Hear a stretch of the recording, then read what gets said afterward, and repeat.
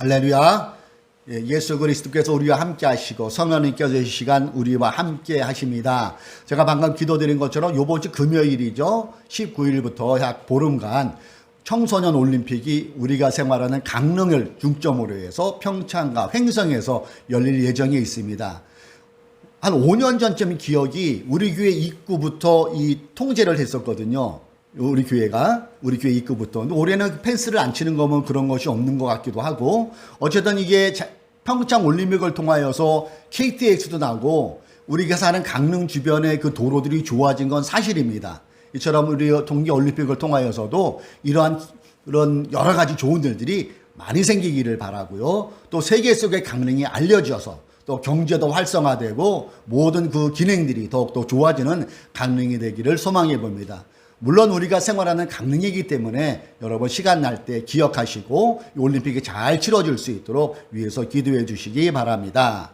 이제 벌써 13월의 월급이라고 하는 소득공제 기부금 영수증 신청 기간이 되었습니다. 여러분 이따가 예배 마치시고 한 번 더 체크하시고 기부금 영수증 이번 주 내로 다 발급해 드릴 예정입니다. 아직 놓치신 분들은 유튜브에서도 놓치신 분들은 저에게 기별을 주시면은 우리 교회에서 발급해 드리는 여러분들이 정성껏 드린 헌금 그것을 잘 소득공제 그걸 해서 보내드리도록 하겠습니다. 오늘은 요한복음 6장 17절부터 21절까지의 말씀을 가지고 함께 은혜를 나누고자 합니다.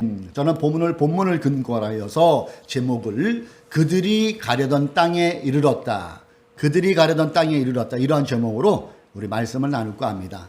아마 그때는 성경을 보면 초저녁부터 시작되었던 것 같습니다. 제자들이 배를 몰고 건너편으로 건너가죠. 갈릴리 바다라고도 하는 그곳에 제자들이 포류를 하게 되죠. 갈릴리 바다라고도 하는 그 정도로 넓은 실질적으로는 호수죠, 호수. 갈릴리 이 호수는 지금도 지중해보다 약 200m 정도 낮은 데 위치해져서 협곡을 통해 회오리 바람이 종종 일릴 때가 있답니다. 예, 이 제자가 그 안에 들어가 버린 거예요. 파도가 막 일어나죠, 호수인데도. 이 바람이 제자들이 지금 가고자 하는 그 목적지의 역풍으로 들어오는 거예요. 반대로. 배가 나가질 않죠. 계속 그 안에서 몇 동명이다. 많은 시간이 갑니다. 여러분 우리가 알다시피 주님의 제자들은 어부 출신들이 많이 있잖아요. 배에 관한 한 전문가애들인 그들조차도 거기를 빠져나오는 되게 힘들어하는 모습을 우리는 본문을 통해서 볼 수 있어요. 그런 제자들이 지금 예상치 못한 풍랑을 헤쳐나가 보려고 나름 최선의 그들의 가진 기술력, 지식을 다 동원하는데 역풍의 그것은 어쩔 수가 없어 봅니다. 많은 시간이 가고 배 안에 물이 차들어오고 바람이 불고 배도 고프고 깜깜하고 아무것도 안 보이는 그 상황에서 그들은 공포감과 위협감, 더 나아가 생명의 위협감까지 느꼈을 겁니다. 야, 이러다 꼼짝없이 우리 죽겠는데? 이런 공포가 파도가 배를 엄습하는 것처럼 그들의 마음 가운데 확 엄습하는 상황이었다는 거죠. 저는 풍랑 앞에 벌벌 떨고 있는 이 제자들의 모습을 생각하면서 특별히 저의 눈에 들어왔다는 그 구절이 16절, 17절, 18절에 나오는 구절이었어요. 날이 저물었을 때에 이미 어두워졌는데도 큰 바람이 불고 물결이 사나워졌다. 이 구절을 읽으면서 저는 당시 주님의 제자들뿐만 아니라 2000년 후에 오늘을 살아가는 우리에게도 이러한 위기들은 모양과 상황은 다르지만은 비슷하게 다가올 수 있겠구나를 생각해 보았다는 것이지요. 자영업의 날이 저물었을 때에, 건강이 아닌 질병으로 이미 어두워졌을 때, 가정에 큰 바람이 불고 내 사업에 물결이 사나워졌을 때, 이처럼 갈릴리 호수에 예기치 못한 풍랑이 일어나 제자들이 곤욕을 치렀던 것처럼 우리에게도 예기치 못한 일들이 얼마든지 벌어질 수 있고 현재 그 상황 속에 있는 사람들도 있을 테고요. 또한 그 풍랑에 떨고 있었던 주님의 제자들처럼 우리 사람들 또한, 여러분 또한, 나 또한 두렵고 떨릴 수가 있는 것이 인간의 기본적인 마음 아니겠어요? 오늘 본문의 사건은 공관복음, 즉 마가복음과 마태복음에도 같이 다루어지고 있더라고요. 특별히 마태복음 14장에 보면은 여기에 첨부된 게 베드로의 사건을 삽입해 놓았어요. 마태복음 14장 29절부터 32절에 보면은 베드로의 이 사건을 이렇게 기록하고 있더라고요.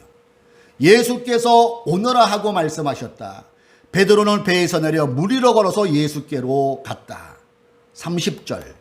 그러나 베드로는 거센 바람이 불어오는 것을 보고 무서움에 사로잡혀서 물에 빠져들어가게 되었다. 그때 그는 주님 살려주십시오 하고 외쳤다.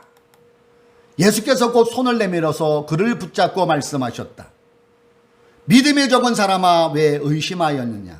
그리고 그들이 함께 배에 오르니 바람이 그쳤다. 이게 마태복음 오늘 읽은 본문을 이렇게 삽입해 놨어요. 여러분, 베드로는 신이 아니죠. 우리와 똑같은 인간이었습니다. 베드로 역시 우리도 인간인 이상, 베드로처럼 우리도 인간인 이상 이 갑자기 거센 바람이 불어오는 것을 보면 무서움에 사로잡힐 수 있고요. 절망이라는 물에 얼마든지 빠질 수 있는 게 연약한 인간의 모습이라는 것이죠. 갑자기 닥쳐오는 돌발 상황에 가슴이 오그라지는 움찔함은 누구든지 가질 수가 있다는 것이죠. 문제는 누구나 움찔할 수 있는 그 움찔한 다음에 거센 그 바람, 물질의 바람 아니면 관계의 바람, 여러 가지 안 좋은 그 상황을 대하는 태도가 중요하다는 것입니다. 전혀 예상치 못한 돌발 상황에서 우리가 움찔하고 놀랄 수는 있지만 그 다음이 너무나도 중요하다는 것이죠. 그럼 그 다음이 무엇일까요? 오늘 요한복음, 마태복음에서 다루고 있던 이 내용이 마가복음 6장에도 보면 나와요. 마가복음 6장 46절에 보면은 이런 글귀가 나옵니다. 그들과 헤어지신 뒤에 예수께서는 기도하시려고 산에 올라가셨다.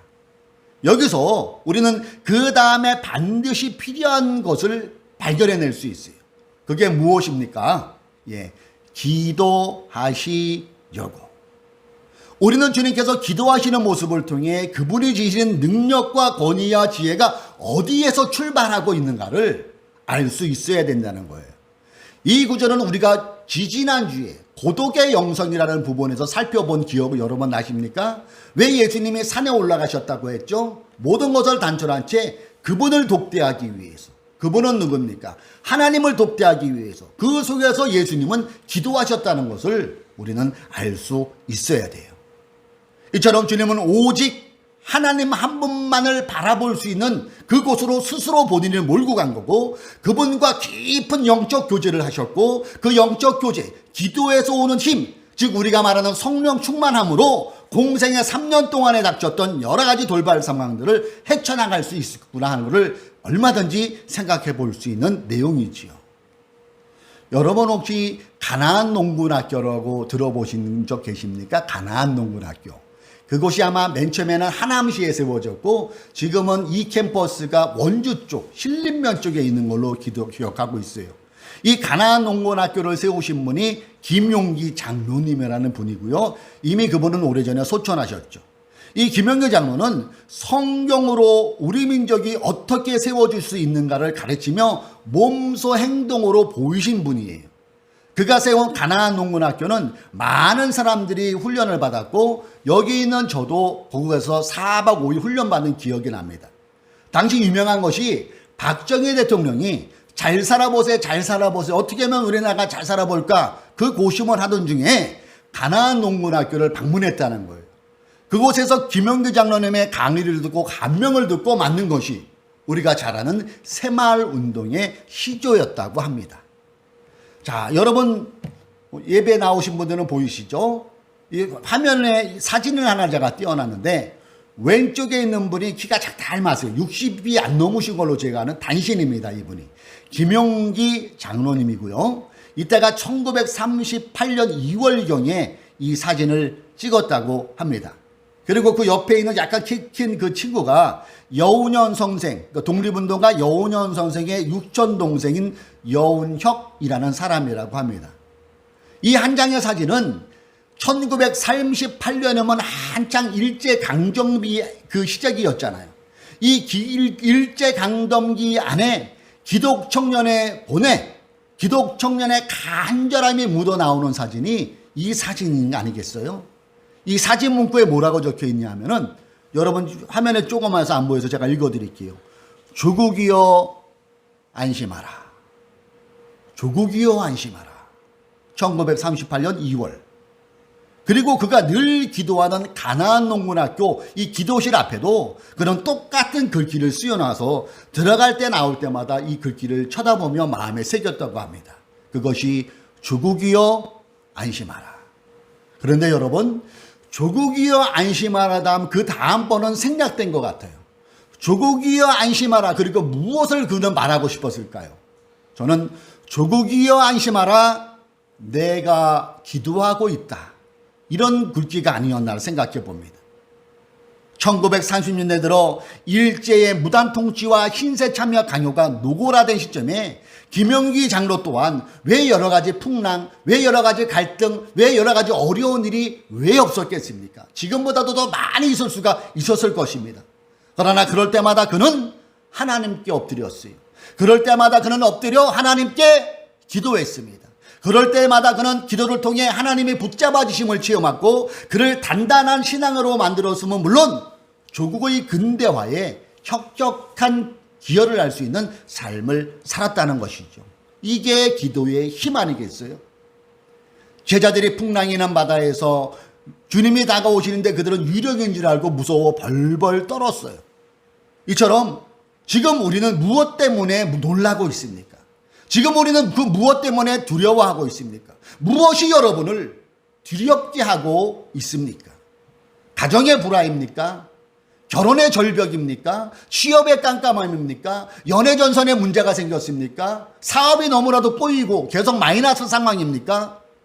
마치 오늘 우리가 제 귀에 들어왔다는, 눈에 들어왔다는 날이 저문 것 같고 이미 어두워진 것도 깜깜한 어둠인 것 같고 큰 바람이 불고 물결이 사나워고 있는 그런 상황에 혹시 노인분 계십니까? 그렇다면 오늘의 본문의 말씀에 집중할 필요가 있어요. 2024년이 밝은 지 벌써 14일이 지나가고 있습니다.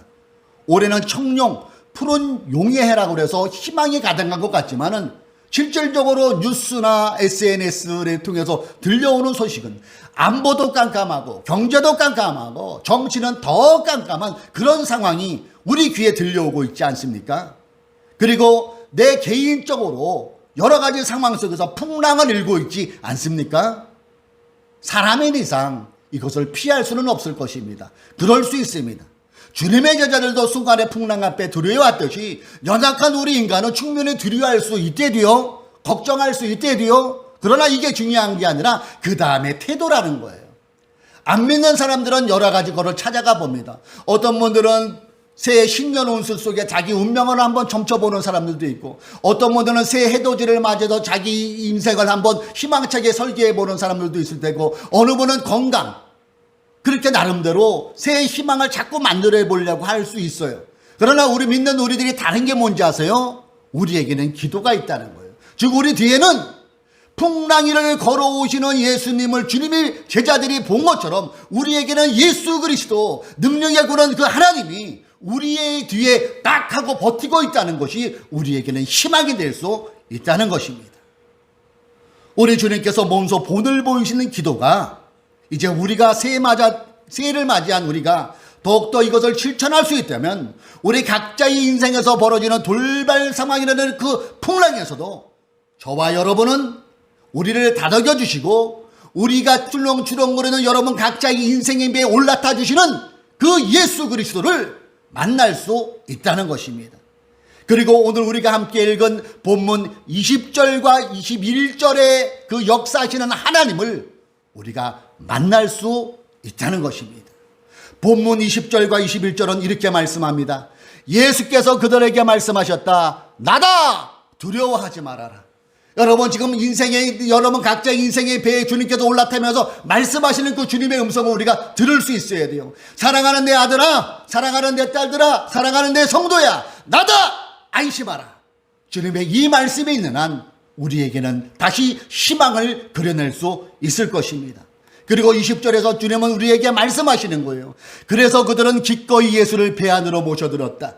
이처럼 예수의 제자들이 예수님의 제자들이 예수님을 모셔드린 것처럼 우리가 성령님을 언제나 인정하고 환영하고 모셔드린다면 그 다음은 어떻게 전개될까요? 마지막 하반절 같이 읽어봅니다. 시작. 배는 곧 그들이 가려던 땅에 이르렀다. 배는 곧 그들이 가려던 땅에 이르렀다. 이럴 때는 여러분 아멘 하셔야 돼요. 할렐루야. 사랑하는 성도 여러분, 2024년이 시작된 그리고 2024년을 맞이하고 사랑하는 성도 여러분, 우리가 인생의 풍랑 앞에서 주님의 기도를 기억할 수 있어야 돼요. 그리고 문제라는 무리를 걸어서 풍랑을 뚫고 우리에게 다가오시는 그 능력의 하나님을 우리가 기대할 수 있어야 됩니다. 이것이 믿는 자들의 당연한 믿음일 것입니다. 각자에게 닥치는 풍랑이 순간에는 움찔거릴 수 있습니다. 왜요? 사람이니까. 그럴지라도 그 다음에 취할 수 있는 기도를 기억할 수 있어야 된다는 것입니다. 주님께서 몸소 본을 보여주신 기도, 예화로 제가 소개해드리는 그 김영기 장로님이 조국이 안심하라 내가 기도하고 있다, 이 기도가 우리에게도 필요하다는 것입니다. 바라기는 새해에는 더욱더 우리가 예배드리는 이 예배당에서 기도하는 시간에 많아질 수 있도록 힘씁시다. 새해에는 더욱더 내가 운전하는 그 자리를 기도의 자리로 만들어 봅시다. 새해에는 더욱더 내가 생활하는 그 원룸을 기도실로 만들어가 봅시다. 새해에는 더욱더 내가 타고 다니는 지하철을 통해서 대중교통을 기도실로 만들어 봅시다. 그러면은 어디 하나 계셔서 간절한 우리의 기도를 들으시는 하나님께서 우리의 간절한 기도를 들어주실 것입니다. 언제 어디서나 나다 두려워하지 말아라는 그 말씀하시는 하나님의 위로와 격려를 우리가 드리면서 배는 곧 그들이 가려던 땅에 이르렀다, 이 축복을 받아 누리시는 우리 모든 성도님 되시기를 주님의 이름으로 축원합니다. 그래서 오늘 제목은 그들이 가려던 땅에 이르렀다입니다. 이 축복을 받으시는 저와 여러분 되시기를 다시 한번 주님의 이름으로 축원합니다.